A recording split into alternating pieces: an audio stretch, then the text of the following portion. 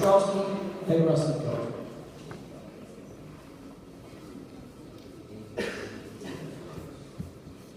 Thank you, Doc. Wrestling is man against man, one-on-one.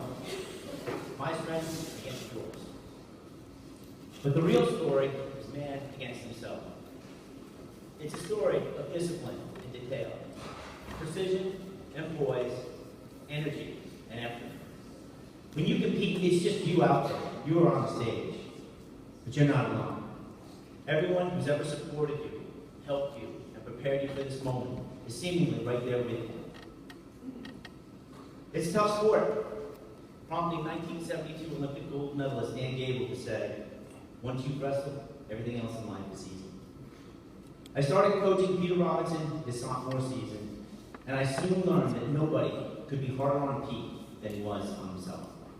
He finished second in the States, and at the New England tournament, he defeated 2011 New England champion Connor Gilchrist of New Milford, Connecticut, on his way to placing fifth. His junior year, we celebrated his 100th win at the Marlboro tournament. And then a week later, we participated in the Lowell Holiday tournament at Songers Arena. Big, huge tournament, 75 teams. Peter made the finals, was doing great, and then he was coached out of a win. He lost in overtime. I patted him on the head, and the two of us went into the locker room, didn't say a word.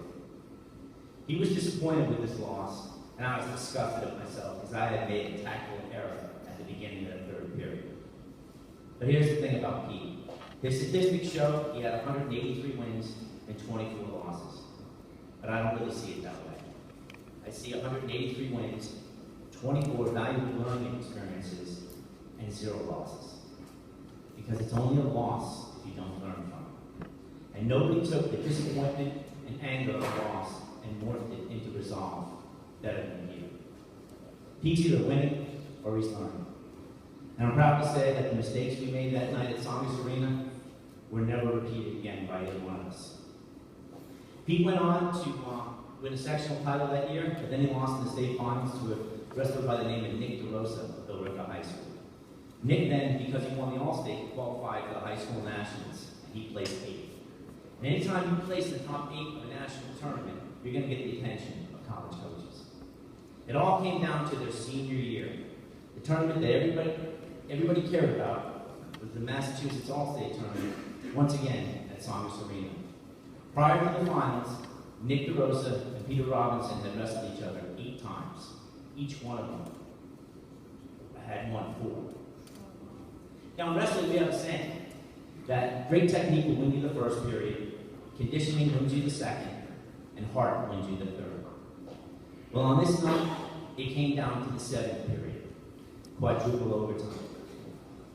And we don't have a saying for the guy who wins the 7th period in wrestling because these matches are so rare.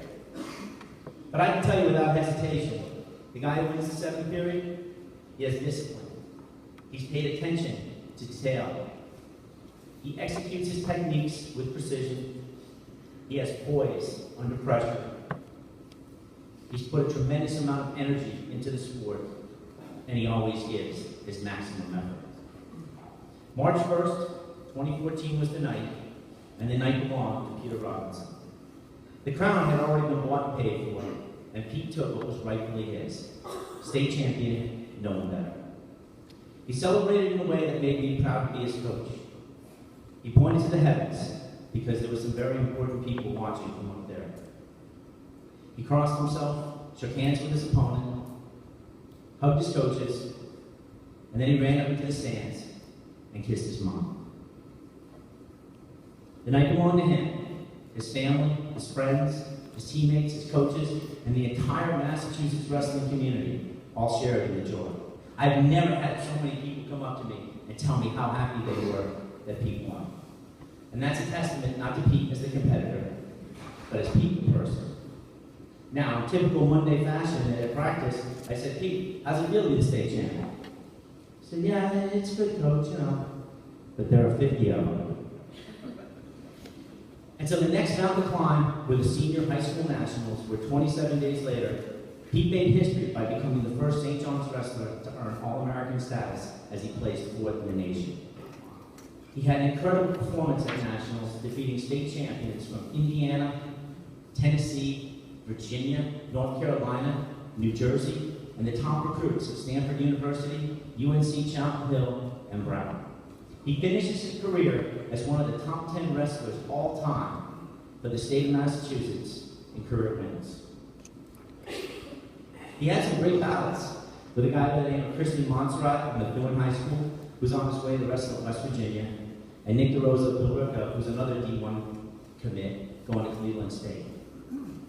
Someday he's going to realize these guys, they weren't his competitors. They were his partners. Partners who helped him learn there ain't no traffic on the extra mile. Partners who helped him realize his full potential. Partners who helped him defeat the toughest opponent of all, himself. And once you've done that, everything else in life is easy. I'd like to conclude with a quote from one of my favorite authors. He's a Massachusetts resident, Dr. Seuss. In all the places you go, you have brains in your head, you have feet in your shoes. You can steer yourself in any direction you choose. You're on your own and you know what you know, and you're the one who'll decide where you go. You're off to great places. Today is your day. Your mountain is waiting, so get on your way. Ladies and gentlemen, the 2014 Pioneer Award winner for wrestling, Peter Robbins.